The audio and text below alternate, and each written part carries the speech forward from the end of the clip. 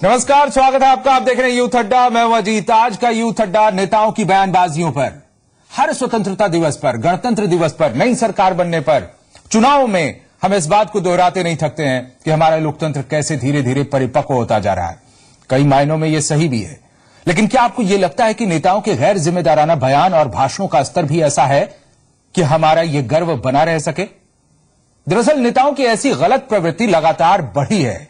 जहां राजनीति में युवाओं की लगातार घट रही दिलचस्पी हाल के सालों में बढ़ी है, फिर भी ऐसे भड़काऊ और गैर जिम्मेदाराना बयान देने से आज के नेता बचते क्यों नहीं? आज के युवा ऐसे बयानों से उन नेताओं के बारे में क्या सोच बनाएंगे, इस बात से नेताओं को आखिर फर्क क्यों नहीं पड़ता? चलिए आज की यूथ अड्डा में करेंगे इसी पर चर्चा, इसी की करेंगे पड़ताल। ऐसे बयानों पर और ऐसे नेताओं पर क्या सोचते हैं आज के यूथ? इस तरीके से भगवान के रूप में मैं आपको हर महीने आपके बीच में आकर आपके समस्याओं का समाधान। नरेंद्र मोदी खून में नहाए हुए खड़े हैं, नहीं कह सकते। नरेंद्र मोदी को हराने में लगा है, वो पाकिस्तान परस्त है, उसके लिए हिंदुस्तान में कोई जगह नहीं।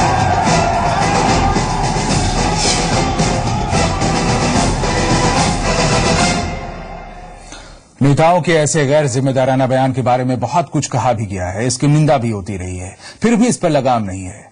युवा क्या सोचते हैं दिखाएंगे आपको। उससे पहले कुछ बानगी कि बयानों के स्तर क्या वाकई इतने गिरते जा रहे हैं? भड़काऊ और जहर भरे बयान, वो बेहद फूहड़ और हल्के बयान जो सोचने को विवश करते हैं कि आखिर आज की राजनीति जा किस दिशा में रही है।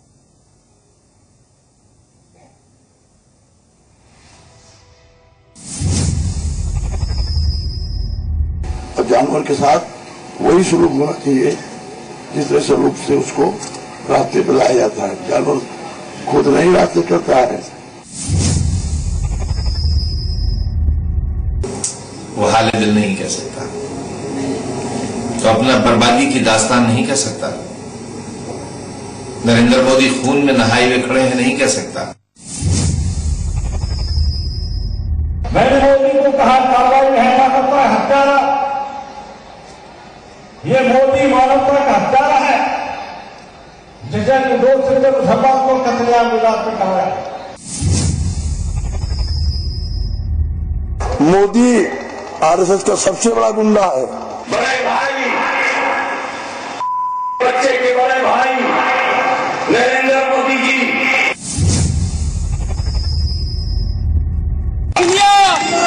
इस तरीके से भगवान के रूप में मैं आपको हर महीने आपके बीच में आकर आपके समस्याओं का समाधान निकालता हूं, विकास प्रगति लाता हूं। उसी तरह मतदान के दिन एक दिन प्रजातंत्र के मंदिर में जाकर, मतदान के केंद्र में जाकर।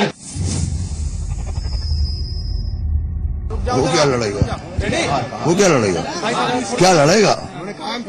अरे वहां जोकर बहुत हैं, एक जोकर और पहुंच जाएगा। जो लोग पाकिस्तान परस्त हैं, वही लोग नरेंद्र मोदी को रोकना चाहते हैं। जो लोग नहीं चाहते कि पाकिस्तान भारत के सामने घुटने टेके, वो वही लोग हैं जिनका मक्का मदीना पाकिस्तान है। कि कारगिल की पहाड़ियों को फतह करने वाला कोई हिंदू नहीं था, बल्कि कारगिल की पहाड़ियों को नारे तकबीर अल्लाह अकबर कहकर फतह करने वाले मुसलमान फौजी थे। Mr. Modi is a compulsive liar. He's been told there was no recount in that constituency. The election petition demands a recount.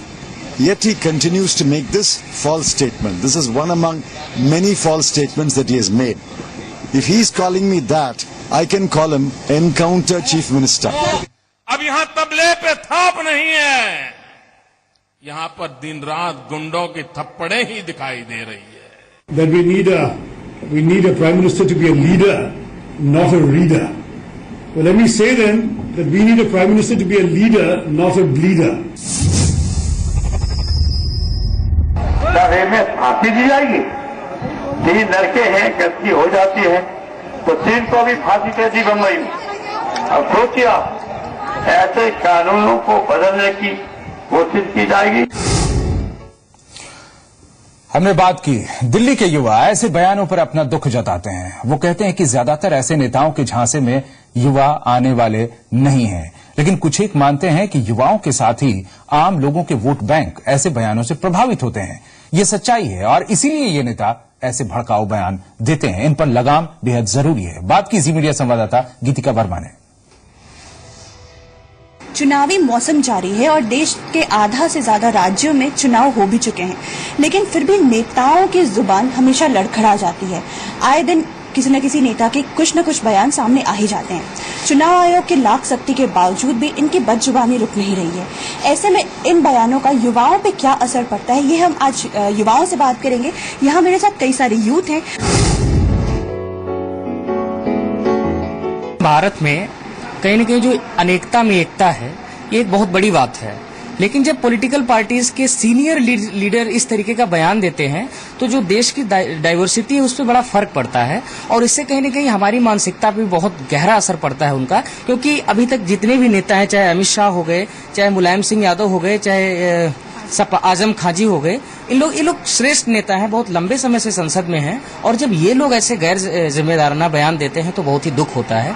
मुझे ऐसा लगता है कि भारत जिस चीज़ के लिए जाना जाता है, संस्कृति, सभ्यता, बोलचाल और एक व्यवहारिकता के लिए, वो सारी चीज़ें रहती ही नहीं हैं। जैसे आजम खां या जो दूसरे नेता थे, जो बयानबाजी उन्होंने किया मुसलमान को लेकर, हिंदू को लेकर, बिल्कुल नहीं, विपरीत प्रभाव पड़ता है युवाओं पे। क्योंकि हम उस नेता को अपने देश के भविष्य के रूप में देख रहे हैं। हम देख रहे हैं कि प्रधानमंत्री बनने वाला है या एक सीएम बनने वाला है। तो जब ये सीएम और प्रधानमंत्री ऐसे बयान देंगे तो फिर देश का क्या होगा। जैसे मेरी जैसी जो युवा हैं, जो फर्स्ट टाइम वोटर्स हैं, उन पे तो बहुत ज्यादा इफेक्ट पड़ता है। क्योंकि फिर जब वो वोट देते हैं तो उनको ये समझ में नहीं आता कि जो लीडर जिनके लिए वो वोट दे रहे हैं वो ही अगर ऐसे बयान दे रहे हैं तो बहुत ही डिसअपॉइंट होते हैं। युवाओं पर बहुत बुरा प्रभाव पड़ता है क्योंकि जो नेता है, देश को चलाने वाले हैं, वो नेता ही अगर ऐसा करेंगे तो फिर हमारा देश आगे क्या बढ़ेगा। देखिए, अभी वो चुनावी माहौल है और पूरी तरीके से ये लोग सत्ता के मद में हैं। इनको सत्ता किसी तरीके से पाना है। ऐसे में क्या बोल दें, किस तरीके से इनको लाभ हो जाए, ये उसमें लगे हैं कि किस तरीके से मैं पावर में आऊं और उसके लिए फिसलते रहते हैं, जो कि बहुत ही गलत है और ऐसा खासकर श्रेष्ठ नेताओं को या किसी नेता को नहीं करना चाहिए। ये अपनी भावनाओं में कुछ भी बोल जाते हैं क्योंकि इनको ये नहीं पता, ये अपने फायदे के लिए कुछ भी करते हैं, कुछ भी बोल जाते हैं। इनको अपना फायदा दिख रहा है, लेकिन देश का क्या होगा, युवा का क्या होगा, बाकी वर्गों का क्या होगा, इसका ये लोग ख्याल नहीं रखते हैं। आज का युवा जो काफी सब बोलते हैं काफी जागरूक है, पर कहीं ना कहीं एक जो इमोशनल अटैचमेंट आती है कि वो बोला कि हिंदू मुसलमान सांप्रदायिकता, सेक्युलरिज्म की जो बात आती है वो बांटने की कोशिश करते हैं। उनको लगता है कि मेरी कौम के ऊपर बात आई है, मेरे धर्म के ऊपर बात नहीं, तो मैं उस पार्टी का फेवर करूंगा। ये सोचते हैं लोग आज। ये कौन सोचते हैं, नेता सोचते हैं या युवा? युवा सोचता है कि मेरे धर्म के ऊपर या मेरे कास्ट के ऊपर बात आ रही तो हमारे साथ गलत हुआ। तो ये कहीं ना कहीं इनके नेताओं में बहुत ज्यादा प्रभाव पड़ता है। वो ये चाहते भी कि इससे करके हम अपने वोट बैंक जो हथियाना चाहते हैं, सिर्फ ये वोट बैंक की राजनीति करें। और वो पॉजिटिव होता है, वो जरूरी नहीं कि पॉजिटिव हो, नेगेटिव ही। अगर मान लो कुछ बोल, जैसे मैं उनका नाम लेना चाहूँ, अभी तो बताया कि मुसलमानों के एरिया में हिंदुओं की जो बात आई थी, तो अगर उसमें कहीं ना कहीं मुसलमानों को लगा होगा कि हिंदुओं को लगा होगा कि दोनों को बांटने की कोशिश की, तो दोनों जो कौम के लोग हैं उनको लगता है कि हमारे साथ गलत हुआ है, इनके साथ सही हो रहा है। तो कहीं ना कहीं उनकी सोच में बदलाव आता है कि वोट कोई भी हो, अपने जात का हो, अपना भाई हो, उसको वोट डालेंगे। ऐसा बिल्कुल भी नहीं है। आज की जो युवा हैं वो वेब के माध्यम से, सोशल नेटवर्किंग साइट्स के माध्यम से इतने अवेयर हो गए हैं और बहुत सारे लोगों के पॉइंट ऑफ व्यू जान के फिर वो अपना जो है निर्णय लेते हैं। एंड वो बेवकूफ नहीं है कि किसी के भी भाषण में आके या फिर किसी के मोह में आके। नहीं, अगर ऐसा नेता सोच रहे हैं तो बहुत ही गलत सोच रखते हैं आज के नेता, क्योंकि आज का जो यूथ है बहुत जागरूक हो गया है सोशल मीडिया के थ्रू से। और तो अगर ऐसा उनकी ऐसी सोच है नेताओं की, तो बहुत गलत सोच है। ऐसा कुछ नहीं है, यूथ जागरूक है। मैम, अगर देखा जाए तो नेता के खुद के विचार रहते हैं। ख्याल से कहीं ना कहीं वो इस धर्म की बातों को लेकर चाहते कि हम खुद वोट जितने हो सके ले जनता से। तो वो जिस चीज की बात होती, जो मुद्दा है अभी सब मुस्लिम की बातें करते हैं, तो सब एक के बाद एक मुस्लिम को लेके, कोई बोल रहा है इनके घर पे कब्जा करो, कोई बोल रहा है पाकिस्तान भेजो, तो ये एक दूसरे को ही देख के खुद बयानबाजी कर रहे हैं। दोनों जिम्मेदार हैं। अगर हम आजम खान की बात करते हैं, जिनका सबसे घटिया एक तरीके से कह सकते हैं बयान, उन्होंने हमारी आर्मी के ऊपर ही ब्लेम कर दिया कि हिंदू और मुस्लिम, एटलीस्ट उन्हें उसको तो छोड़ देना चाहिए था। तो उसके लिए उनकी पार्टी ने कहा कि उन्होंने कोई गलत बयान नहीं दिया है, तो वो खुद के साथ पार्टी भी जिम्मेदार हुई है। मुलायम सिंह जी से जब बात की गई तो उन्होंने कह दिया कि उनका कोई पर्सनल नहीं था और मुझे नहीं लगता कि उन्होंने कुछ भी गलत बोला है, और वो अभी भी अपने बयान पे कायम है। वो कहते हैं कि नहीं, हमने बोला जो सही बोला। और वहां जब हम आर्मी के लोगों से बात करेंगे, कई जगह चैनल्स में दिखाया गया, तो आर्मी के लोग भी ये कहते हैं कि हमें वो बख्श दे, हम उससे तो अच्छा है हम उन्हें वोट ही ना दें। हम बिल्कुल, अगर वो गलत हैं तो उन पार्टी निकाल देना उनको। किसी पार्टी ने निकाला, किसी ने नहीं निकाला, ना बीजेपी ने अमित शाह को निकाला है, ना सपा ने आजम खान को निकाला है, कोई किसी को नहीं निकाला। इसके लिए दोनों जिम्मेदार हुए ना। अगर इतना प्रॉब्लम है तो निकाल दो ना, आप अपने नेता को सेव रख रहे हैं ना। इसका तो चुनाव का न जीतना चाहिए, क्योंकि गलत बयानबाजी करके फिर सत्ता में आ जाते हैं, फिर वैसा ही करते हैं जैसे चुनाव प्रचार वगैरह में करते हैं। इस हिसाब से इनको चुनाव न जीतना चाहिए। हमें विकल्पों का भी ध्यान रखना होगा।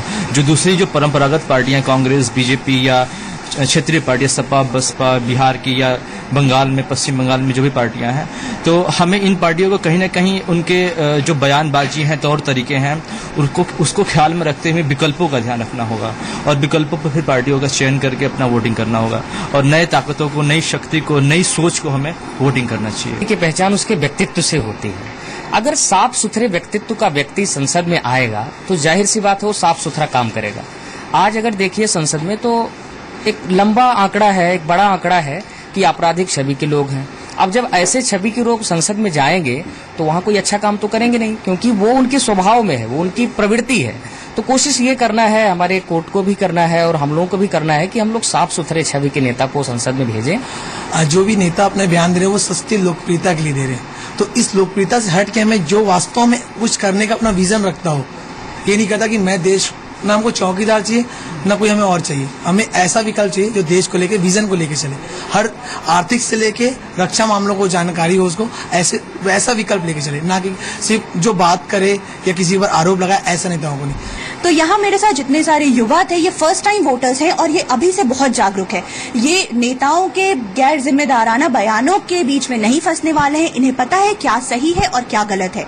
ये अपना वोट उस नेता को देंगे जिनका एक स्ट्रांग विजन होगा, जो दूरदर्शी होंगे और जो देश के विकास के लिए काम करेंगे।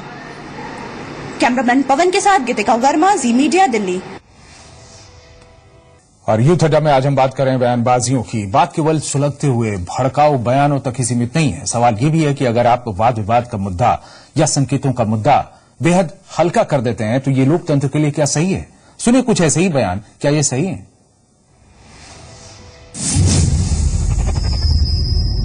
नेताजी हेलीकॉप्टर लेकर के आए थे तो सांड ने उनको उतरने नहीं दिया। नेताजी, इंसान तो छोड़ो, यहाँ का सांड भी आपसे नाराज है। इतने बड़े ताकतवर आप नेता एक सांड नहीं संभाल पाते, तो मेरे गुजरात के बब्बर शेर को कैसे संभाला? 125 ईयर ओल्ड है ये 125 साल की गुड़िया देश का भला कर सकती है। ये 125 साल की गुड़िया नौजवानों का भाग्य बना सकती है। मैं बुढ़िया लगती हूँ तो जब मैं उनकी टिप्पणी पे कुछ कहती हूँ तो फिर अपनी टिप्पणी बदल देते हैं। अच्छी बात है, रोज रोज मेरी प्रतिक्रिया करें, अच्छा है। मेरे कांग्रेस के मित्रों को मेरी ये 125 वाली सच्चाई पसंद नहीं आती है, उनको बुढ़िया कांग्रेस वाला मामला अच्छा नहीं लगता है, तो चलो भाई हम कहेंगे अब कांग्रेस पार्टी बुढ़िया कांग्रेस नहीं है, कांग्रेस गुड़िया कांग्रेस है। तो मैं गुजरात में गया था, आपने मुझे धमकी दी थी कि आपकी जान चली जाए तो हम जिम्मेदार नहीं हैं। लेकिन मैंने नहीं माना, मैं चला गया तो मेरा सीना कितना मजबूत है तो मोदी साहब आपने जान लिया गुजरात में। ये माँ बेटे का जादू देखो, माँ बेटे का जादू देखो, माँ बेटे का जादू देखो। 1 लाख का 300 करोड़ कर देते हैं। क्या इनके भरोसे देश देना है क्या? आपको तो रोजगार नहीं मिला, लेकिन जीजा जी को मिल गया।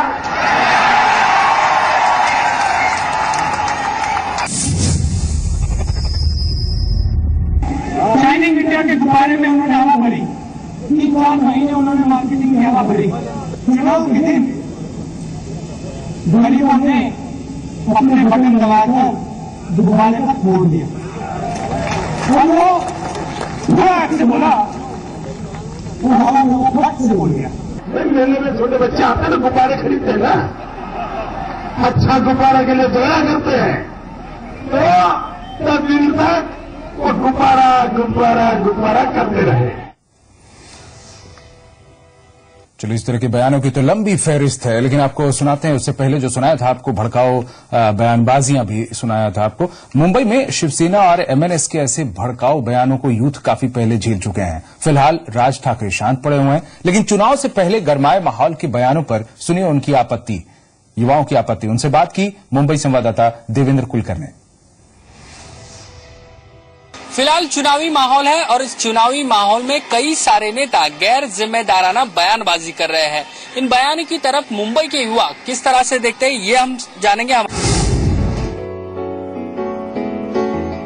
बहुत बुरा लगता है कि ये जो बोलते हैं हम लोगों के नेता है, लोगों के नेता है, आम आदमी के नेता है।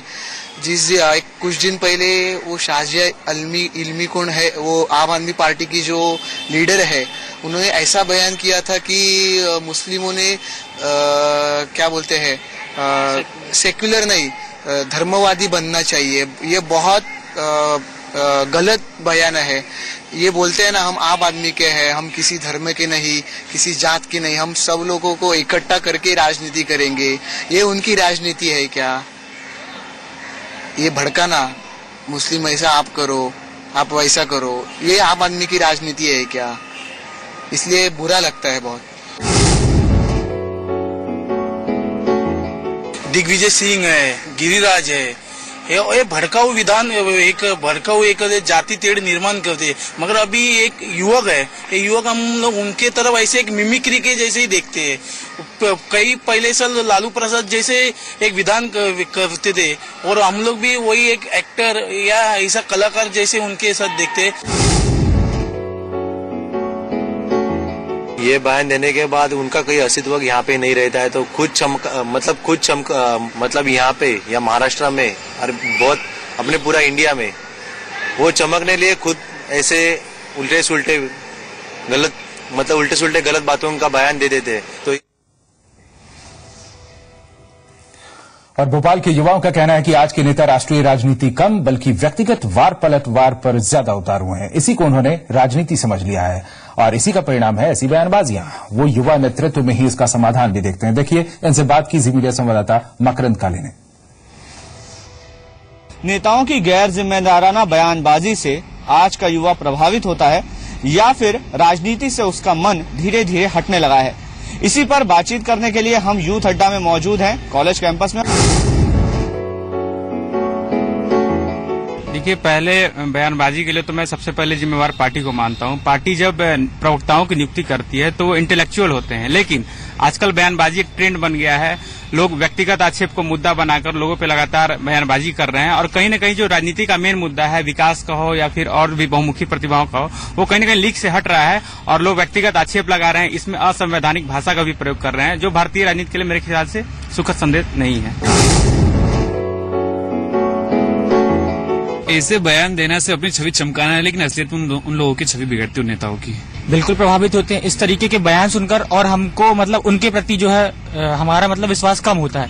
और मैं तो ये कहना चाहता हूँ कि चुनाव आयोग को इसमें विशेष रूप से पाबंदी लगानी चाहिए कि इस तरह के बयानों को नेता लोग ना दें। बयानबाजी से कोई मतलब नहीं है, व्यक्ति का काम दिखना चाहिए। बयान तो ये है कि हर कोई भी कुछ तो भी कर रहा है, एक दूसरे को ऊंचा नीचा दिखाने के लिए सब बयान दिए जाते हैं।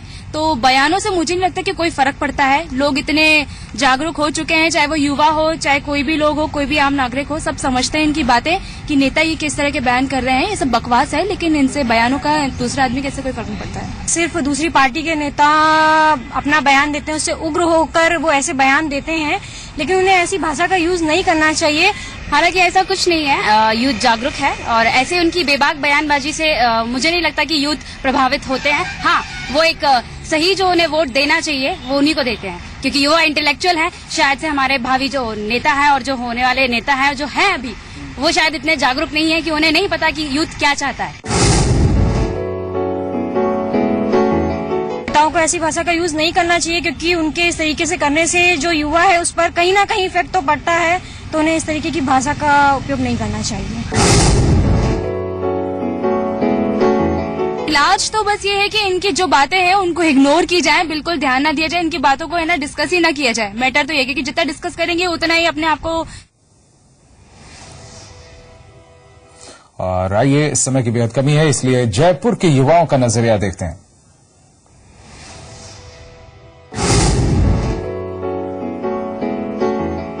मतलब नेता एक दूसरे पार्टी के लिए ऐसे बयान देते हैं, वो बहुत गलत है। पब्लिक पे काफी इफेक्ट पड़ता है। इसमें क्या है कि पब्लिक में भी बहुमत हो जाते हैं, एक दूसरे गुटबाजी हो जाती है, जबकि ये चलता है नेताओं के बीच में, लेकिन आपस में गली मोहल्ले में गुट हो जाते हैं। पार्टी अपने अपने प्रचार करती है, लेकिन वो क्या है कि पब्लिक का निशाना साधती है। बात वो अपने कुछ संकीर्ण हितों को पूर्ति के लिए, जैसे कि हमारे इस बयान से कोई एक तबका हमारे साथ आ रहा है, या लेकिन इसके बारे में वो ऐसा नहीं सोच पा रहे हैं कि इससे शायद जो हमारा जो अखिल भारतीय जनमत है, जैसे अभी जो भारतीय जनता पार्टी के 2-3 नेताओं ने इस तरह की बयानबाजी की, वो ये नहीं सोच पा रहे हैं शायद इससे वहाँ के कुछ वोटों का ध्रुवीकरण होगा, लेकिन वो ये नहीं सोच पा रहे हैं कि इससे हमारी पार्टी की छवि का लोगों के सामने कुछ गलत मैसेज जा रहा है। ऐसी बयानबाजी से राजनीति का स्तर तो गिरता ही है। अगर जिस प्रकार से आतंकवादी बताना, एक दूसरे के ऊपर कटाक्ष करना, ये अपने पॉइंट बढ़ाने के लिए मेरे को मानना है ऐसा करते हैं, लेकिन विश्व दृष्टिपटल पे भी भारत की छवि की राजनीति है, उसका स्तर भी गिरता है। और इसी के साथ यूथ अड्डा में फिलहाल इतना ही। नमस्कार।